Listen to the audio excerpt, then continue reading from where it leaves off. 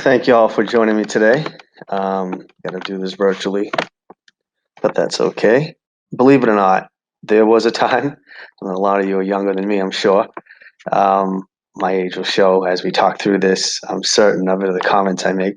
But there was a time before there was any DevOps, right? I mean, DevOps has a lot of goodness to it, and if you've gotten used to the automation, maybe you don't know any better. But there was a time when there wasn't really much automation at all.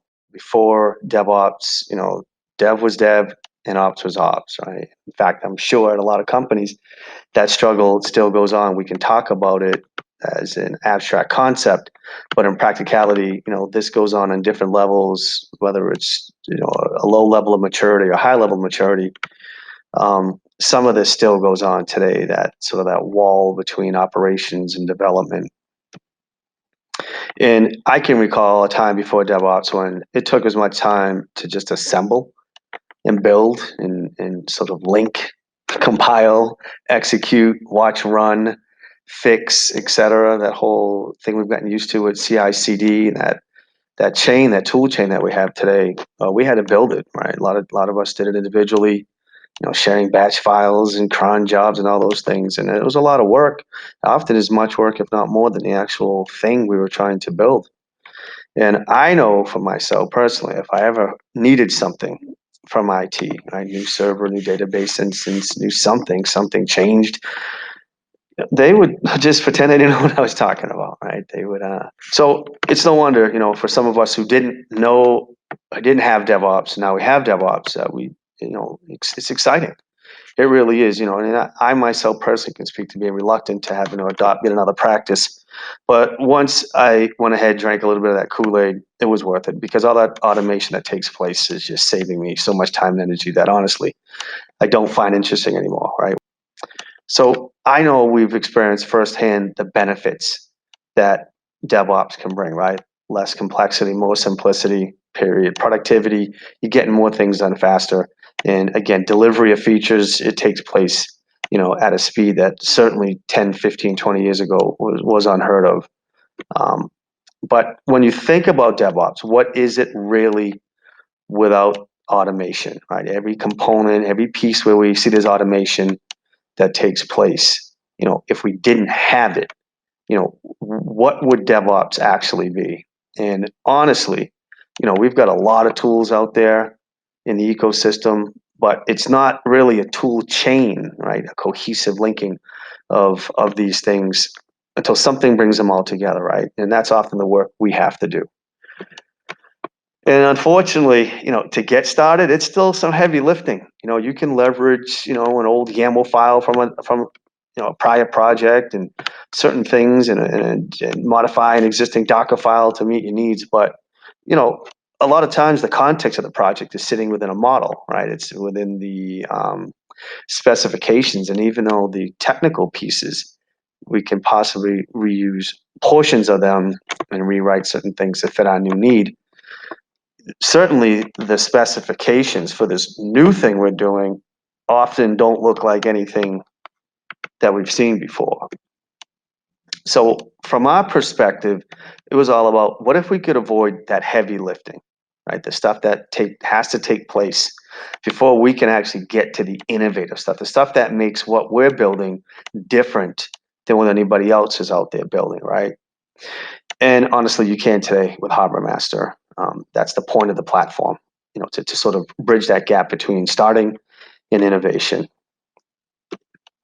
So whether you're creating a new application, refactoring an existing one, to us, it doesn't make any sense. Again, first time developer, I got it. You want to play around, you want to learn how to, etc. But at some point, you've done it before. You know that it's going to work. Cloning from GitHub is going to work. Building a YAML file, a Docker file, or connecting it up to JFrog or whatever you're doing, it's going to work. It's okay.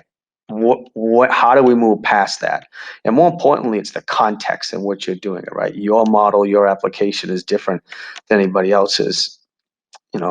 Well, what we've done is simplified, as we've seen in other cases with the declarative model, Now we have a web app as well. You can drag and drop and point and click your way to generate an application. But fundamentally, you want to go somewhere where you can simply declare the components of what you're trying to accomplish, right?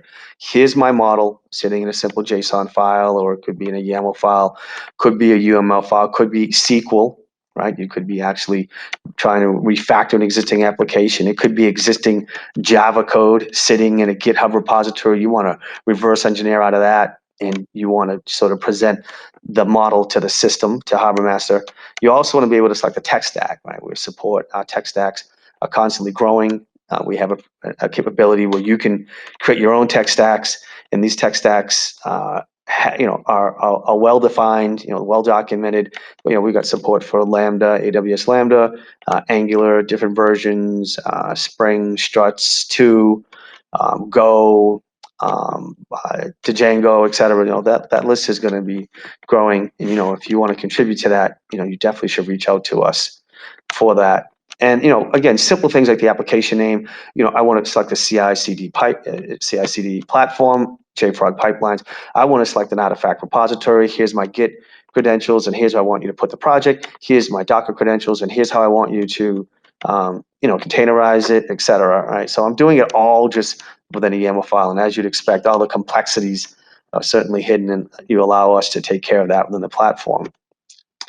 And that's it. And in seconds, what you're going to get is what you expect, right? A fully functional application, depending upon the tech stack selected, complete with a user interface, backend, repository, storing the data. You want to have a pipeline YAML file that allows you to build and test and, store the artifacts that were created during, building the application. You want to be able to have them run through X-ray to make sure that they, can pass security, have no vulnerabilities. All that's taken care of for you, right? And once you get past that point, right? So now I have all my code to be able to create, read, update all the things that I said were in my model. I can store them. I can present them on the screen.